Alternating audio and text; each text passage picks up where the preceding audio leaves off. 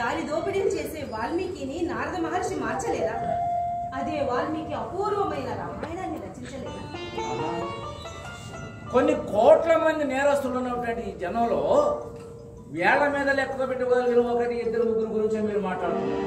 మరి మిగతా నేరస్తుల సంగతి ఏమిటి? మిడిమిడి జ్ఞానంతో సమస్యను ఒకే కోణంలో చూడద్దు.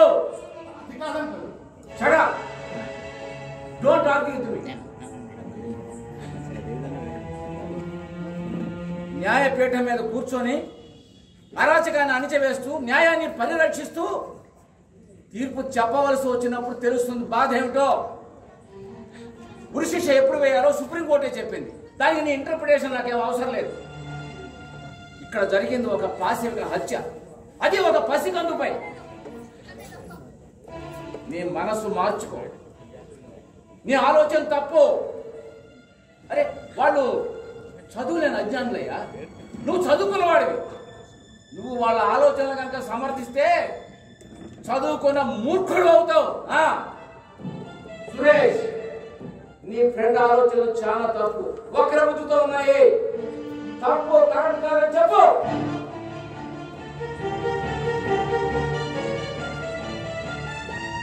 కిషోర్, ఎందుకు మీ అంకుల్ని ధిక్కరిస్తున్నావు? ఏ అంకుల్ని ధిక్కరించడం లేదు, న్యాయాన్ని ప్రశ్నిస్తున్నాను. రంగయ్యకి గురి శిక్ష వేయడం తప్పు అని చెప్తున్నాను. ఆ తీర్పు తప్ప నువ్వేలా చెప్పగలవరా?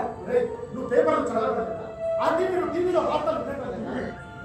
కింద కోర్టు వేసిన శిక్ష పై కోర్టు కొట్టేస్తున్నాం అంటే కింద కోర్టు సరైన జడ్జిమెంట్ ఇవ్వలేదనేగా ఆయేషా హత్య కేసే తీసుకుందాం. సత్యం బాబు అనే నేరస్తుడు ఆయేషాని హత్య చేశాడని కింద కోర్టు అతనికి యావజ్జీవ కారాగార శిక్ష విధించింది. ఆ తీర్పు తప్పని అతను నిర్దోషం పైకోర్టు తీర్పు ఇచ్చిందిగా. అదే ఆ విషయం మనం ఆలోచించాలి. నిరపరాధైన సత్యబాబుని పోలీసులు 3rd డిగ్రీ అప్లై చేసి అతనిని శారీరకంగా హింసించారు. అతనే హత్య చేశాడని కింద కోర్టు అతనికి 7 సంవత్సరాల శిక్ష అనుభవించింది. అతను 7 సంవత్సరాల శిక్ష అనుభవించారు. ఇప్పుడు ఇతను నిర్దోషి అని హైకోర్టు డిసైడ్ చేసింది. అదే హైకోర్టుకి వెళ్ళే స్తోమత లేనివాడు ఓ నిరపరాధి అపరాధిగా శిక్ష అనుభవించాల్సిందేగా. నేరస్తుడు కాని వాడిని నేరస్తుడు అని ఎలా శిక్షిస్తుంది? మళ్ళీ హైకోర్టులో కాదు అని ఎలా జడ్జిమెంట్ చేస్తుంది? అదే అంటే నా బాధ. అందుకే ప్రశ్నించాలి. అంతే తప్ప అంకుల్ మీద నాకు ఎలాంటి ద్వేషము లేదా. ఆయేషాన్ని చంపిన మాట నిజం, సత్యంబాబు చంపలేదు అని హైకోర్టు చెప్పిన మాట నిజం. మరి ఆ అమ్మాయిని చంపింది ఎవరు? అది చట్టానికి అర్థం కదా. షోర్ ఆర్గ్యుమెంట్ లో బాగా హీట్ అవుతున్నావు, కానీ ఒక మంచి కూలింగ్ పంపిస్తాను. అసలు అబద్ధపు సాక్ష్యాన్ని జడ్జిస్ ఎలా నమ్ముతారు? నేను చెప్పినా మీకు అర్థం కాదు, కానీ వదిలేయండి అంటే అర్థం చేసుకుంటానే చెప్పవయ్యా. అయితే మీకు ప్రాక్టికల్ గా చేసి చూపించరా? చూపించు. అయితే మీరు కాసేపు అబద్ధం ఆడాలి. అబద్ధమా? అమ్మో, నేను ఇంతవరకు ఎప్పుడు అబద్ధం ఆడలేదు కిషోర్. నిజం తెలుసుకోవాలండి, అబద్ధం ఆడాలండి, తప్పదు. నిజం తెలుసుకుంటానికి అబద్ధం ఆడాలా? సరే, కాసేపే కదా. అంటే అది ఎంత పెద్ద అబద్ధమైనా అది అబద్ధం అని మీకు తెలిసినా మీరు నన్నే సమర్థించారు. కిషోర్, నేను ఒక్కసారి మాట ఇచ్చానంటే మాట మీద నిలబడతా. అయితే మీరు ఒక 5 నిమిషాలు అలా కూర్చోండి.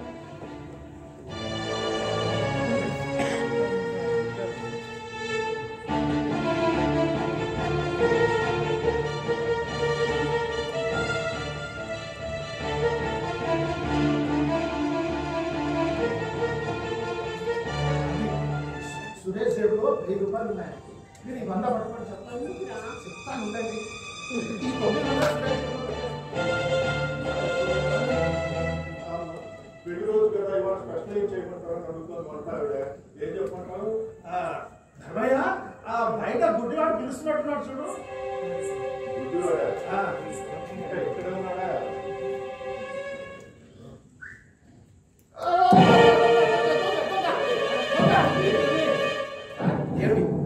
ఏమైంది? ఇంట్లో దొంగతనం జరుగుతున్నాడు. మరి ధర్మయ్య పట్టుకున్నావు ఎందుకు? ధర్మయ్య దొంగతనం కాదు. అసలు మధ్యలో మాట్లాడుతున్నావా? ముందే మొదలుపెట్టు. ఏమిట్రా ఈ ఇంట్లో మా ఇంట్లో మా ఇంట్లో దొంగతనమా? నేను కొత్త నాటకాలను మొదలు పెట్టావా ఏమిటి? మీరు ఎవరు ఏమన్నా ధర్మయ్యే దొంగ. నోరు మూయ్. నోరు మూయ్ అన్నాను అంతే. ధర్మయ్య దొంగతనం చేయాల్సిన అవసరం ఏంటయ్యా? ఆయన అడగాలి కానీ నా బ్యాంక్ బ్యాలెన్స్ మొత్తం చెక్ రాసిస్తాను. అవును, ఆయన అడగాలి కానీ నేను రాసుకోగలను. 1 minute అంకుల్. సురేష్, నీ జేబులో డబ్బులు ఎంత ఉండాలి? నిన్న ఏటీఎం నుంచి 2000 రూపాయలు డ్రా చేశాను. ఒక 1000 రూపాయలు ఖర్చు అయిపోయి ఇంకో 1000 రూపాయలు ఉన్నాయి. ఇప్పుడు చూడు ఎంత ఉందో.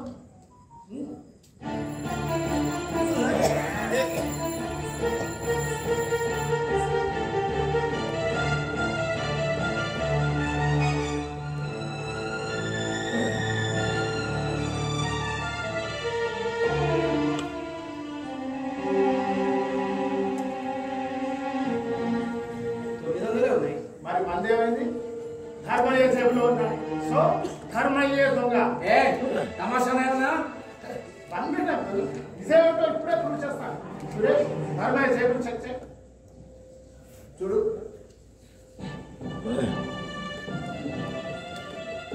అమ్మాయ్య, నేను ఈ జోబులు చెక్ చేయలేదు, నువ్వే తీసి చూపించు.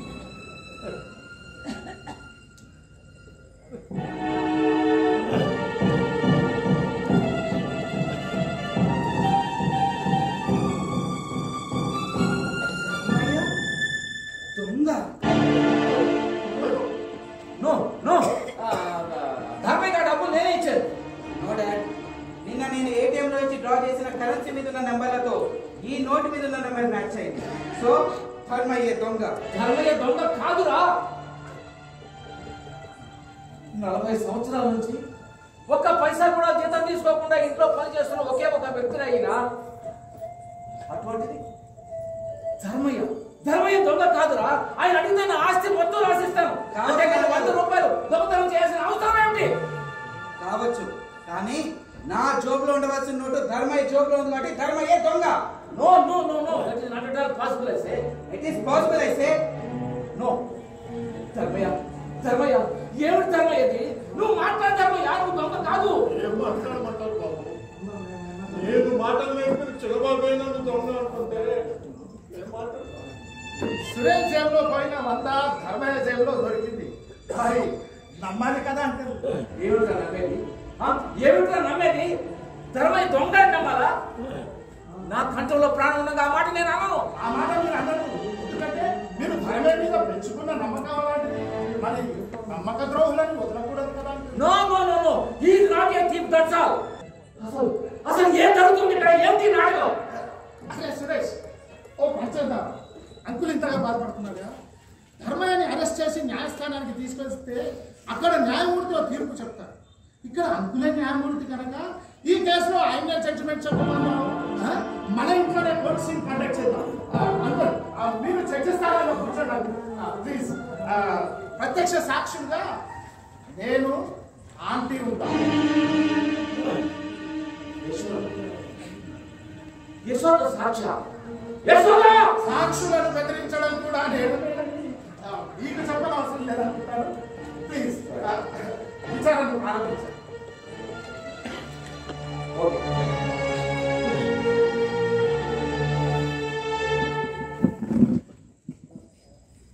ఇప్పుడు నేను జడ్జిని,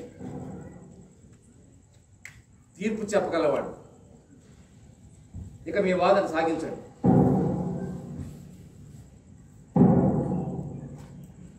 ధర్మయ్య అనే ఈ ముద్దాయి వాళ్ళ యజమాని కొడుకు సురేష్ జేబులోంచి 100 రూపాయలు దొంగిలించినట్టుగా ఆరోపించబడింది. ధర్మయ్య, దానికి నీ సమాధానం? నేను దొంగతనం చేయలేదు బాబు. ప్రాసిక్యూషన్. మిస్టర్ జస్టిస్, ధర్మయ్య అనే ముద్దాయి జోబులో నుంచి 100 రూపాయలు ట్రేస్ అవుట్ అయ్యాయి.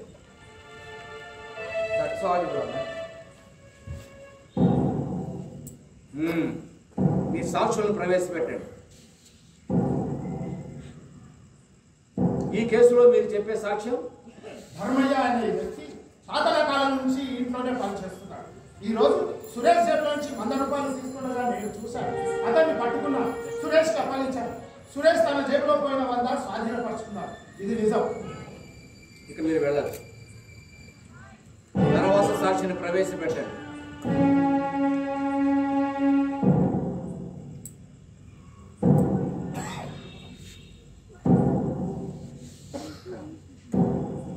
ఈ కేసులో మీరు చెప్పే సాక్ష్యం? అమ్మయ్య, అన్నయ్య? దొంగ అని మాత్రం చెప్పకండమ్మా. Order order. ముద్దాయి మాట్లాడకూడదు. మీరు చెప్పండి. నా కొడుకు జేబులో ఉండవలసిన 100 రూపాయలు ధర్మయ్య జేబులో ఉన్నాయి.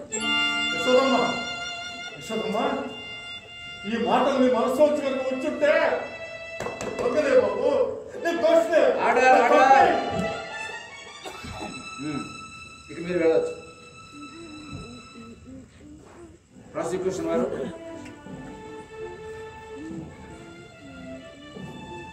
జస్టిస్, పోయిన 100 రూపాయల నోటు ముద్దాయి ధర్మయ్య జోబులో నుంచి ట్రేస్ అవుతాయి.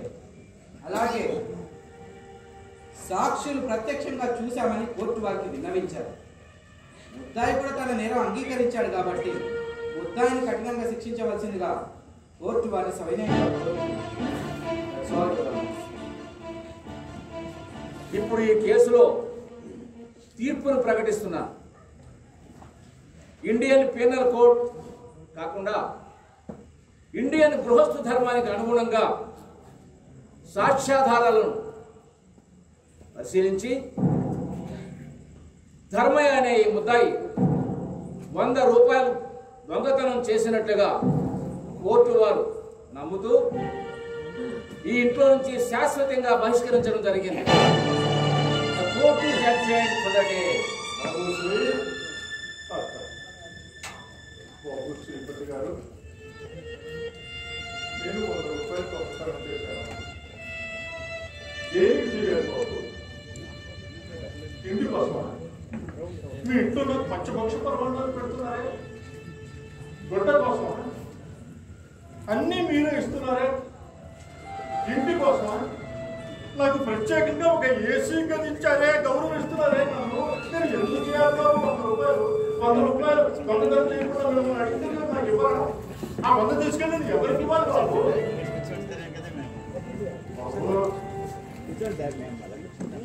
నువ్వు చదివిన చదువులో లోపం ఉందో, లేక నేను పెంచిన పెంపకంలో లోపం ఉందో, కానీ అప్పుడు తీర్పించావు.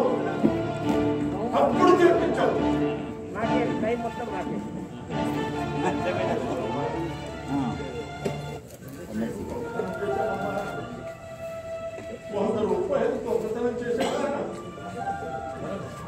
ఎప్పుడు ఇంకోటి దేవతలకు నమస్కారాలు పెట్టుకుంటూ ప్రార్థించే నువ్వు నీ నోటి నుంచి ఈ మాట వస్తే నేను తలలో పడతాను.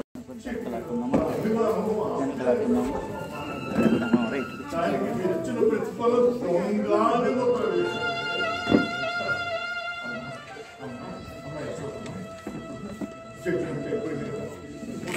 చెప్పమ్మా, ధర్మయ్య దొంగ కాదు అని చల్లటి మాట చెప్తే నేను వెళ్ళిపోతానమ్మా.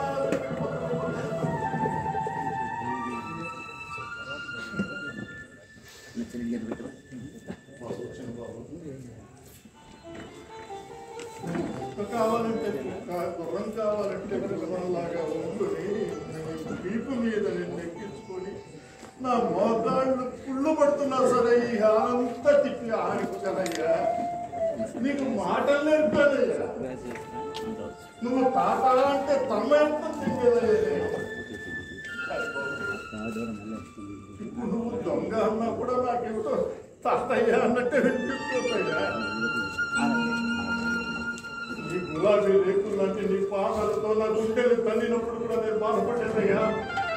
కానీ ఇప్పుడు దొంగ అన్నావు చూడు, ఆ మాటకి నా గుండె కోసపోతుందయ్యా.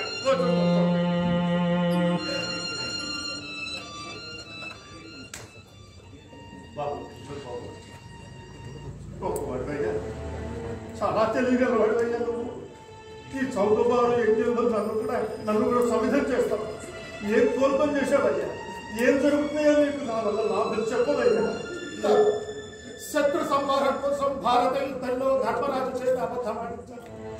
సత్య శోధన కోసం దేవుడు ఈ పాపాత్ముడి క్షమించిన ఈ ముద్దాయి ఎంత నీతి పరుడైనా సాక్ష్యాలను బేస్ చేసుకొని అవినీతి పరుడు అని తేల్చి చెప్పవచ్చు. ఈ సంఘటన ప్రూవ్ చేసిందా? నిరపరాధుల్ని అపరాధులుగా చిత్రీకరించేందువల్ల కిషోర్ మాటలకు మండిపడ్డారు. జేబులో 100 రూపాయలు తీసింది నేనే, అవి ధర్మయ్య జేబులో పెట్టింది నేనే.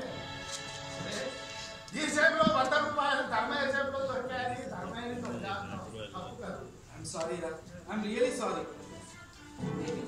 అబద్ధం సాక్షాత్ చెప్పాను. అదే నన్ను దేవుడు అంటే ధర్మకు దొంగ అని తీర్పించాడు. ఇప్పటికైనా నేను అదే చెప్తాను. తీర్పులు ఎప్పుడు సాక్ష్యాల మీద ఆధారపడతాయి. తప్పుడు సాక్ష్యాలు చెప్తే తప్పుడు తీర్పులు వస్తాయి. అంత మాత్రాన్ని న్యాయస్థానం తప్పడితే ఎలాగా? న్యాయాన్ని అపహసించి కోర్టులను అగౌరవపరచడం కాదు. ఒక్క విషయం చెప్తాను, బాగా గుర్తుంచుకోండి.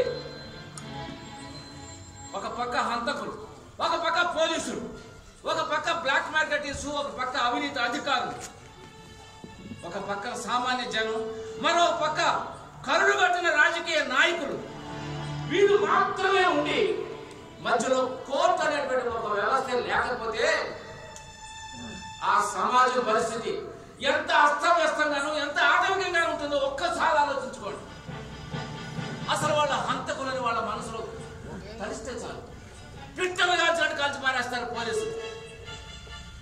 అవినీతి పనులతో చేతులు కలిపి నల్లబజార్ని విస్తృతం చేస్తారు ఈ అధికారులు. జనానికి రావాల్సిన గ్రాంట్స్ ని పందికొక్కులాగా వేస్తారు రాజకీయ నాయకులు. దగాపడ్డ తమ్ముళ్ళకి, మోసపోయిన జనానికి చేయూతనిచ్చే ఒకే ఒక ఆశా కిరణం court. That is why courts are called temples of justice. yes, temples of justice. అటువంటి ఉన్నతమైన న్యాయస్థానానికి అధిపతిని నేను. మైండెడ్. నిజమే, కానీ మీరు చెప్తున్న ఆ దేవాలయాల్లో రంగయ్య లాంటి పేదవాడికి న్యాయం జరగడం లేదా? ఎలా చెప్పగలరు? ఎలా చెప్పగలరు? ఆ హత్య జరిగిన సమయానికి రంగయ్య ఇంట్లోనే ఉన్నాడు. నీకెలా తెలుసు?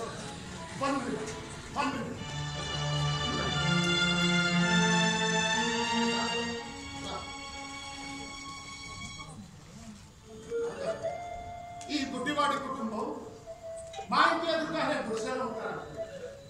ఆ రోజు నేను మా డాబా మీద తిరుగుతున్నాను.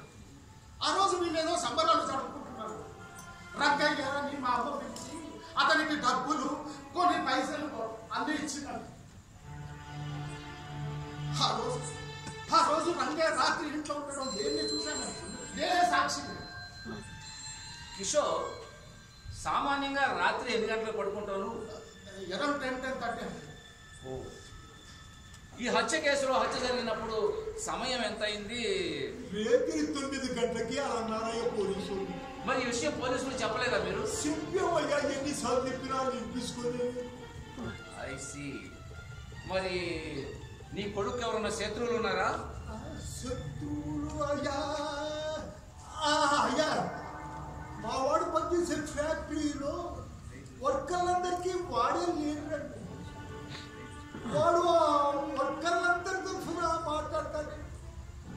ఆ బాబు ఎక్కువ బాగా ఉంది, వాడి మీద ఖర్చు కట్టారండి. అందుకని బలవంతాన అమాయకుడైన నా కొడుకు కేసులో ఇరికించేసినారు. కిషోర్, మరి ఈ విషయంలో కోర్టుకు వచ్చి సాక్ష్యం ఎందుకు చెప్పలేదు? నా సాక్ష్యం వాళ్ళు నమోదు చేయలేదు.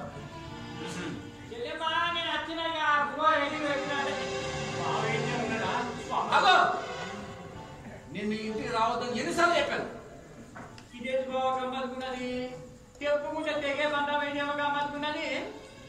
బంధాలు తెగకపోవచ్చు, కానీ మన బాంధవ్యాన్ని ఎప్పుడో తెంపేసుకున్నాం. బాబు గారికి ఎదురు చెప్తున్నావు. పని మనిషి కూడా నాడు నీతో చెప్పే ధర్మైన ఇంకొక మాట అన్నామంటే పని మనిషి అని నేను అసలు ఏం చేస్తాను? అదే గొంతు నా కొడుకుని అన్యాయంగా కేసులో ఇచ్చించడం దొంగ రాయాలి. అయ్యా జడ్జి గారు, ఆ కిషోర్ బాబు అని అడగమని చెప్పండి. ఇప్పుడే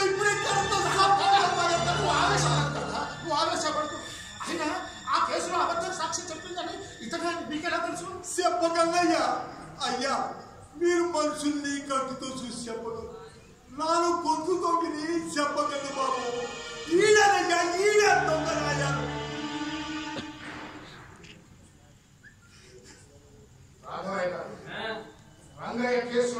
సాక్ష్యం చెప్పారా? చాలా మంది సాక్ష్యాలు చెప్తుంట. ఎవడు ఇంతకీ ముసలోడు? రంగయ్య తండ్రి. రంగయ్య తండ్రి. నేను ఇప్పుడే అర్థం పని రాయటానికి పోవాలి.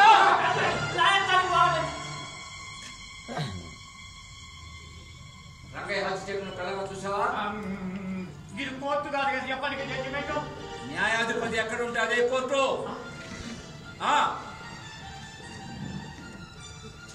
రాఘవయ్య, ఈ ఒక్క కేసులో ఉన్న నిజం చెప్పవయ్యా, లేకపోతే ఒక నిరపరాధిని శిక్షించాను అన్న మానసిక క్షోభతో నేను మరణించాల్సి వస్తుందయ్యా.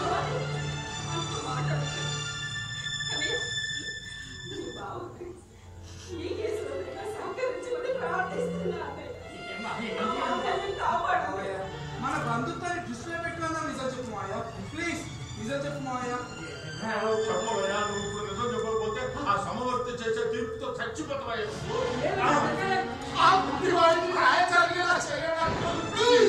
ఇప్పటికైనా నీ గుండె కరగదా అయ్యా? అబద్ధపు సాక్ష్యాలతో నా కొడుకుని అన్యాయంగా చేసి చెప్పయ్యా, ఇప్పటికైనా నిజం చెప్పయ్యా, చెప్పయ్యా. బావా,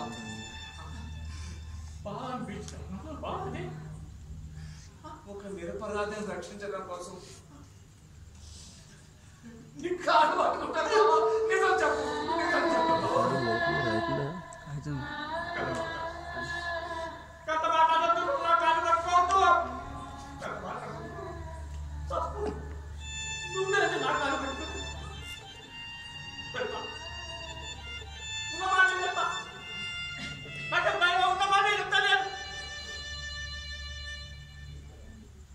రంగయ్య కేసులా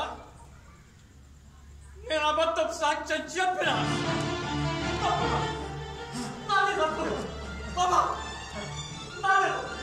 అబద్ధం సాక్ష్యం చెప్పిన తప్పు నాదే.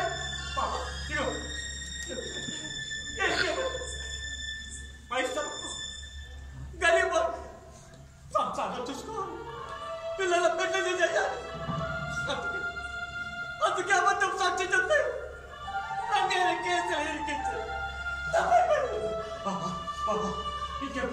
ఇంకెప్పుడు అబద్ధం సాక్ష్యం చెప్ప తప్పైపోయింది. ఇంకెప్పుడు అబద్ధం సాక్ష్యం చెప్పని కాదు. చాలు బాబా, చాలు. నిజం నిప్పు లాంటిది. అన్యాయాన్ని అది ఎప్పుడైనా దహించి వేస్తుంది. న్యాయదేవత కళ్ళకు గంతలు కట్టి ఉండొచ్చు, కానీ చెవులు వింటూనే ఉన్నాయి. ఓ న్యాయదేవత, నేను నా జడ్జి పదవికి రాజీనామా చేసి న్యాయవాద వృత్తి చేపట్టి హైకోర్టుకు వెళ్ళి ఈ కేసులో రంగయ్య నిరపరాధి అని నేను నిరూపిస్తాను. నేను చేసిన తప్పు నేను సరిదిద్దుకుంటానని ప్రమాణం చేస్తున్నాను.